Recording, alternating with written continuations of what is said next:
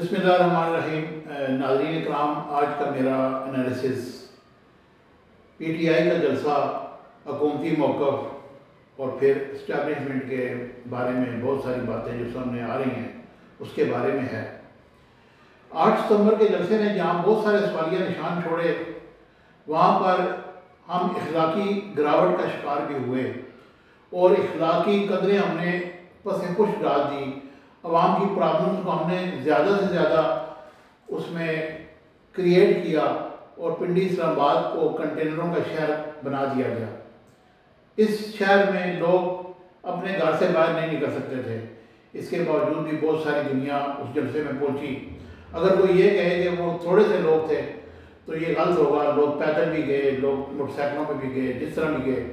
जलसा बहरहाल कामयाब था तमाम तर रुकावटों के बावजूद। अब जलसे में क्या हुआ वो भी आपके सामने सोशल मीडिया का दौर है।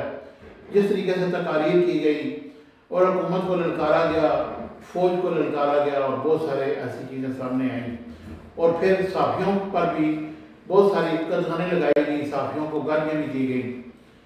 जलसों में ऐसा होता है, लेकिन जब आप पिन पॉइंट कर लेते हैं कि जी आ जाओ हम ये करने वाले हैं, हम आप पे हमला करने वाले हैं, तो फिर अगले लोग भी एकदम से हाइपर हो जाते हैं और फिर जो उनके पास इख्तियारात होते हैं वो उनको इस्तेमाल करते हैं और फिर एंड पे ये होता है कि तलखियाँ बढ़ते बढ़ते कहाँ की कहाँ चली जाती हैं।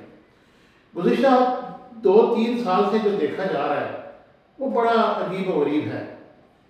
अवामी मसाइल की तरफ किसी की तवज्जो नहीं। एक ना एक ऐसा छुल्ली छोड़ दी जाती है कि जनाब अली ये हमने करना है, ये करना है, और फिर नॉन इशूज़ को इशूज़ बना के उसको फिर टीवी पे डिस्कस कराया जाता है, उस पर कॉलम लिखे जाते हैं, सोशल मीडिया पे अजीब व गरीब किस्म की हरकत की जाती हैं। तो इससे अवाम का मसाइल हल करने वाली बात तो रही कोई नहीं गई। अब एक तरफ हुकूमत है, हुकूमत के पीछे कौन है सबको पता है। दूसरी तरफ एक जमात है, उसका लीडर जेल में है, उसके पीछे कौन है किसी को कुछ पता नहीं। वो पहले कहते थे कि हम किसी से बात नहीं करेंगे। उस दिन उन्होंने कहा कि हमारी बात चल रही थी, अब हम आइंदा से कोई बात नहीं करेंगे। भाई तुम ज़ात के लिए बात ना करो, तुम बात करो तो अवाम के लिए करो। अवाम तुम्हारे साथ है तो फिर ठीक है, मौका उधर से असम्बली में भी बैठे नहीं है। बारह ये सारी चीज़ें एक तरफ, लेकिन जो अगले दिन जो काम हुआ, FIR काटी गई थाना नून और थाना संजानी में। जो FIR काटी गई दहशत गर्दी की FIR काटी गई, जो बिल्कुल इसकी कोई तुक नहीं बनती। कौन सी दहशत गर्दी उन्होंने की है? अगर सामने से कोई मॉब आया है और पुलिस ने उसको रोका है, उधर से पथराव हुआ, उधर से टीयर गैस चली, तो ये तो दहशत गर्दी तो नहीं। आपने रास्ता देना था, अगर रास्ता नहीं देंगे तो फिर वो किधर से जाएंगे। एनीवे उन्होंने फिर असम्बली के में एंटर होकर उन 10 MNAs को गिरफ्तार किया और जिस तरीके से उनको पकड़ के लेके गए उसकी वीडियो भी आपके सामने है।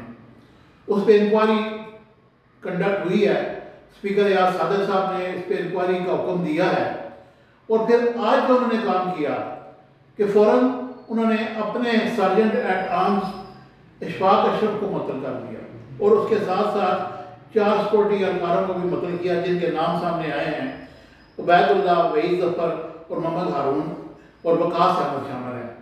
ये लोग सिक्योरिटी एहलकार थे जिनको मुअत्तल किया गया। मुझे ये बताएं कि जब आप 4 वीगो डालों में आएंगे, आपके पास बहुत ज़बरदस्त किस्म का एमुनेशन होगा और आप अंटर हो जाएंगे, तो वो बेचारे जो एहलकार जिनको आपने मुअत्तल किया उनके पास तो पिस्टल भी नहीं होता। वो कैसे रोकेंगे आप? या तो फिर कोई ऐसा मैकेनिज्म बनाए कि कोई भी पुलिस वाला असम्बली में एंटर ना हो। पुलिस वाले तो असम्बली में रोज हम देख रहे होते हैं, वो गेट पर तो मौजूद होते हैं और वो प्रोटोकॉल वाले भी होते हैं। तो फिर आपने जो मुअत्तल किए हैं वो किस ज़िम्मन बहरहाल ये आपकी स्वाबदीद है, आपके अंडर आते हैं। लेकिन हमारा मुतालबा ये है कि इस पर एक ऐसी इंक्वायरी कंडक्ट की जाए कि जो भी इसमें मुलव्वस हैं उनको बिल्कुल बिल्कुल ना बख्शा जाए। इधर से जनाब उमर अयूब साहब ने भी कहा है कि एजेंसियों के डीजेस के खिलाफ कार्रवाई की जाए। एनीवे जो भी है इस पे बिल्कुल, अगर जमहूरियती कुव्वतें एक साथ हैं और वो मुल्क में जमहूरियत को लेकर चलना चाहती हैं तो फिर इस पर इंक्वायरी जो है गैर जानबदाराना होनी चाहिए, किसी की बात ना मानी जाए। लेकिन मेरा जो ज़ाती तजर्बा है वो ये है कि किसी सूरत में भी कोई इंक्वायरी नहीं होगी। जिस तरह इन्होंने ये 4 बंदे आज सस्पेंड कर दिए हैं, ये 4 महीने बाद ये फिर इनको 4 महीने के लिए सस्पेंड किया, इसके बाद वो फिर अपनी ड्यूटी पर आ जाएंगे और फिर कुछ भी नहीं होगा, वो फिर इसी तनख्वाह पे सारे काम करेंगे। तो इसलिए ये चीज़ें छोड़ें, अवाम के मसाइल हल करें और बैठ के इन तमाम चीज़ों को इसको सॉर्ट आउट करें। Thank you very much.